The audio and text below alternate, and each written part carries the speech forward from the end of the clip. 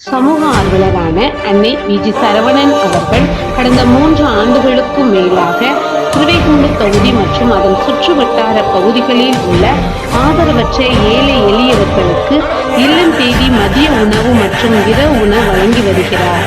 இந்நிலையில் தமிழக வெற்றிக் கழகத்தின் ஐம்பெரும் கொள்கை தலைவர்களில் ஒருவரான அஞ்சலை அம்மாளை கொள்கை தலைவராக அறிவித்ததன் ஏற்பால் தமிழக வெற்றிக் கழகத்துடன் இணைந்து தமிழக வெற்றிக் கழக தலைவர் தளபதி திரு விஜய் அவர்களின் ஆசையுடன் கழக பொதுச் செயலாளர் அண்ணன் புசியன் ஆனந்த் அவர்களின் வழிகாட்டுதலின்படியும் 1000வது நாள் மதிய உணவு மற்றும் இரவு உணவு திட்டத்தை தமிழக வெற்றிக் கழகத்துடன் இணைந்து வழங்கி வருகிறார்.